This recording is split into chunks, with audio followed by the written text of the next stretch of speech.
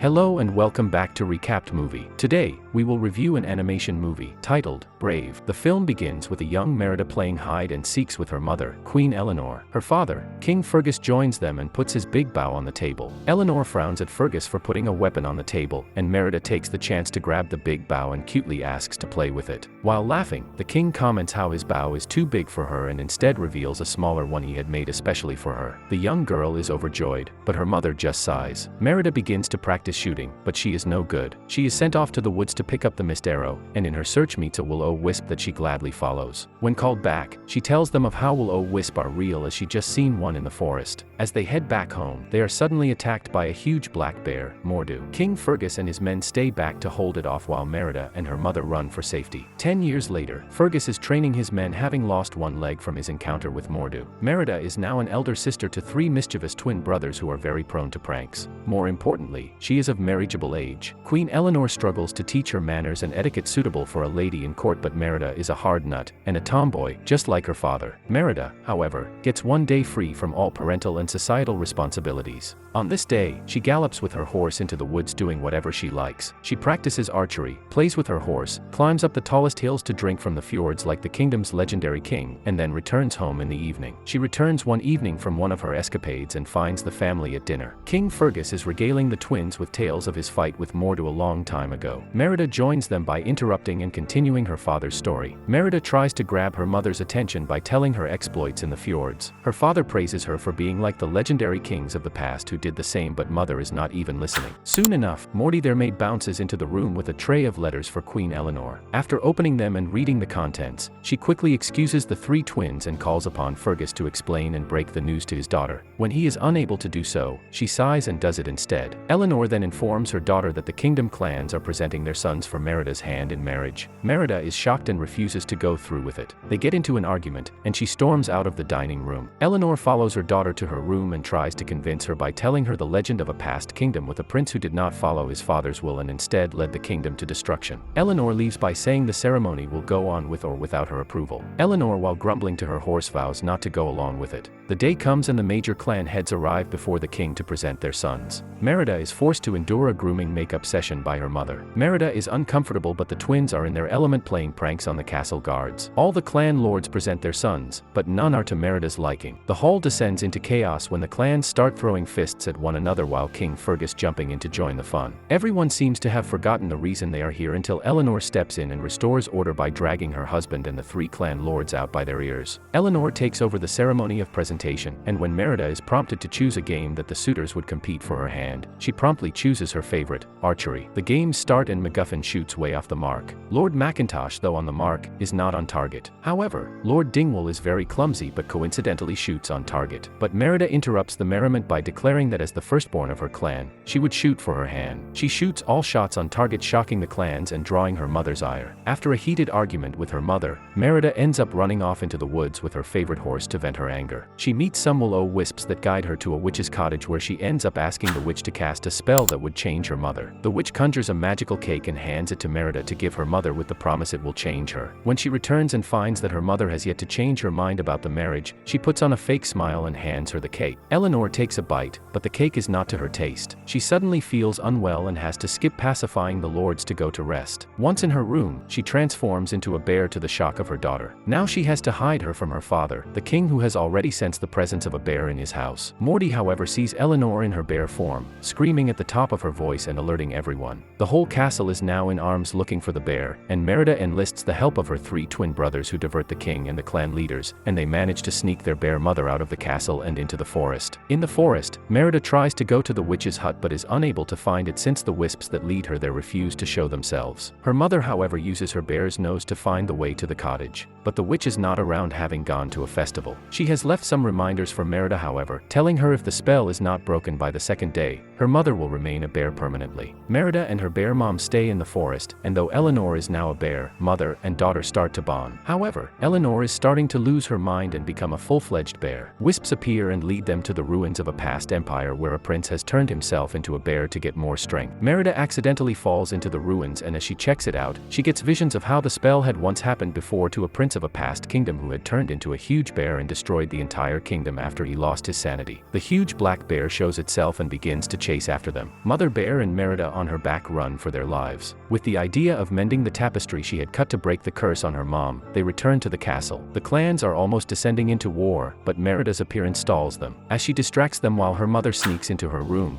she unwittingly uses her mother's lessons to quell their anger. Eleanor looks on proud of her grown daughter. But Eleanor is losing her mind to the bear, and when the king runs to their room and finds a whole mess, he runs to Merida's, and when he finds her with a bear, he loses it. He begins to attack the bear, and Eleanor, on the verge of her sanity, fights back. Seeing she is now a danger to her family, she escapes back to the woods. Fergus goes on the chase, but not after locking his daughter in her room. However, the twins, now turned into little bears, scare Morty to give them the key, and they get on horse and ride out to save their mom. Eleanor is cornered at the sacred grounds and is almost killed by Fergus, but is saved in the nick of time by Merida and the three twins. As the clans wonder at the sight, Mordu appears and begins killing everyone. Eleanor fights with Mordu to save her daughter and manages to get a huge rock to fall on the huge bear, killing it. The prince's soul is released and he thanks them silently before turning to a wisp. But it is dawn and the curse will almost become permanent. Merida cries and begs for her mom's return, unknowingly fulfilling the requirements for breaking the curse. The sun rises and the curse is broken. Her mother and little brothers return from their bear forms. The clans are united again, and clans head back with a pledge that future heirs will choose their suitors and win their hands in marriage. The film ends with both mother and daughter riding their horses into the forest to adventure. That is all for today. Thanks for watching the video. If you enjoyed it, consider liking the video and subscribing to our channel. It helps us a lot.